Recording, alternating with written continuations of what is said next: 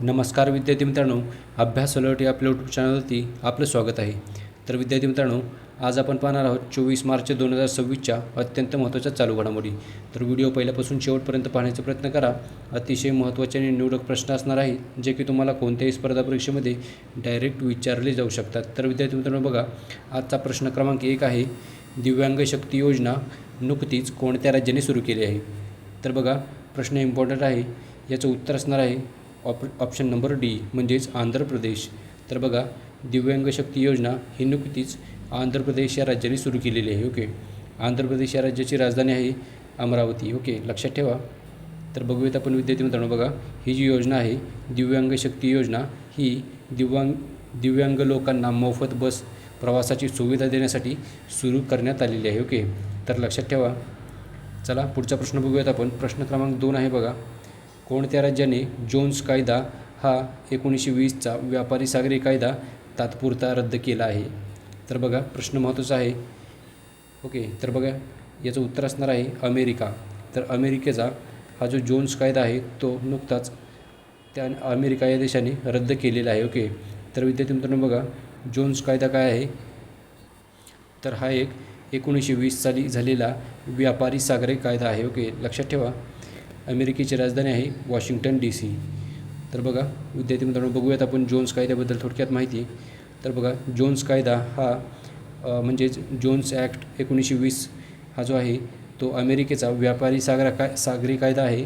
आणि अलीकडेच आपत्कालीन परिस्थितीमध्ये म्हणजेच अमेरिका, इस्रायल आणि इराण यांचे जे युद्ध चालू आहे त्यामुळे स्ट्रेट ऑफ हॉर्मुझ याचे म्हणजेच स्ट्रेट ऑफ हॉर्मुझमधून जहाजे येण्या जाण्यास बंदी आहे. ओके, आणि त्यामुळेच सप्लाय चेन म्हणजेच पुरवठा संकटामध्ये प्रॉब्लेम आले आहेत, म्हणजेच अडचणी आल्या आहेत. ओके, तर विद्यार्थी मित्रांनो लक्षात ठेवा.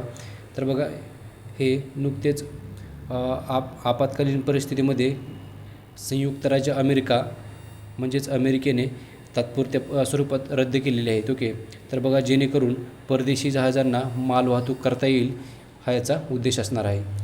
तर चला पुढचा प्रश्न बघूयात आपण विद्यार्थी मित्रांनो. प्रश्न क्रमांक 3 आहे बघा, संगीता कलानिधी पुरस्कार 2026 यासाठी कोणाची निवड झाली आहे? तर बघा, प्रश्न महत्त्वाचा आहे विद्यार्थी मित्रांनो. याचं उत्तर असणार आहे ऑप्शन नंबर ए, डॉक्टर जयंती कुमारेश असे यांचं नाव आहे. तर त्यांची नुकतीच संगीता कलानिधी पुरस्कार 2026साठी नुकतीच निवड झालेली आहे. ओके, तर बघा, बघूयात आपण. संगीता कलानिधी पुरस्कार 2026 आहे, त्यासाठी वीणा वादक डॉक्टर जयंती कुमारेश यांची निवड करण्यात आलेली आहे. तर बघा, हा जो पुरस्कार आहे तो म्युझिक अकॅडमी चेन्नईकडून दिला जातो आणि कर्नाटक संगीत क्षेत्रातील सर्वोच्च सन्मान हा मानला जातो. ओके, लक्षात असू द्या.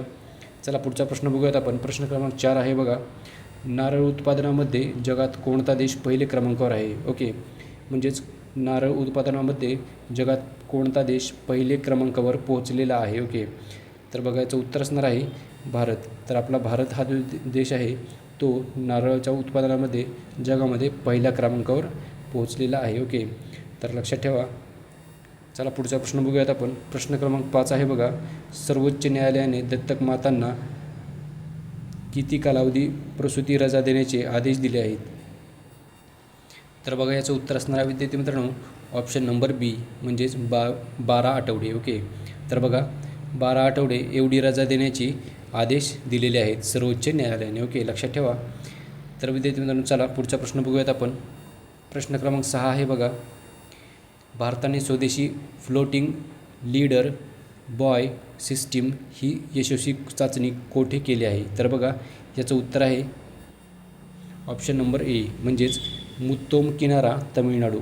तर तामिळनाडू या राज्यामधील मुत्तोम किनाऱ्यावरती ही जी चाचणी आहे ती घेण्यात आलेली आहे. तर बघा, फ्लोटिंग लीडर बॉय सिस्टीम याची चाचणी नुकतीच यशस्वीरित्या पूर्ण केलेली आहे. ओके, तर लक्षात ठेवा विद्यार्थी मित्रांनो, तामिळनाडू या राज्याची राजधानी आहे चेन्नई. ओके, तर चला बघा, याबद्दल थोडक्यात माहिती बघूयात आपण.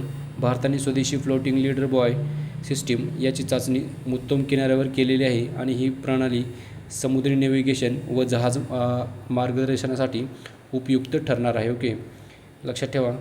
चला पुढचा प्रश्न आहे. प्रश्न क्रमांक 7 आहे बघा, वर्ल्ड बॉक्सिंग फीचर्स कप 2026च्या पदक तालिकेमध्ये भारताचा कितवा क्रमांक आहे? तर बघा याचं उत्तर असणार आहे विद्यार्थी मित्रांनो ऑप्शन नंबर डी, चौथा. तर बघा वर्ल्ड बॉक्सिंग फीचर्स कप 2026च्या पदक तालिकेमध्ये भारताचा चौथा क्रमांक आहे. ओके, लक्षात ठेवा. बघूयात आपण. बघा ही जी स्पर्धा आहे ती 8 मार्च ते 15 मार्च 2026 याच्या दरम्यान बँकॉकमध्ये आयोजित करण्यात आली होती. ओके, लक्षात ठेवा.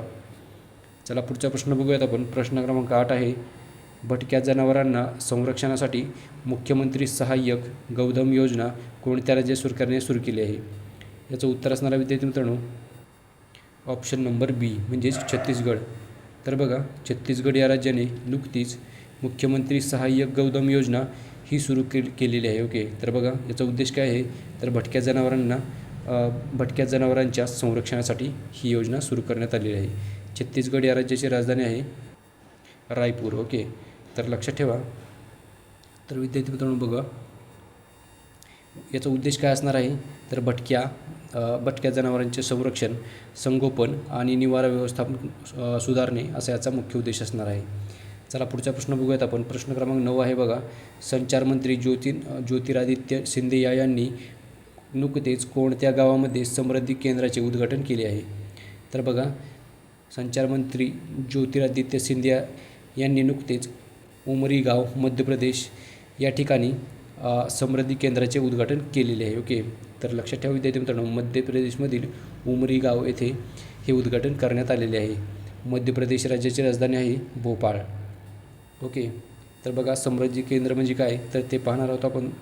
बघा समृद्धी केंद्र म्हणजेच हे ग्रामीण भागामधील लोकांसाठी तयार करण्यात आलेले एक मल्टी सर्व्हिस म्हणजेच बहुउद्देशीय केंद्र आहे. ओके, तर बघा याचा उद्देश काय असणार आहे?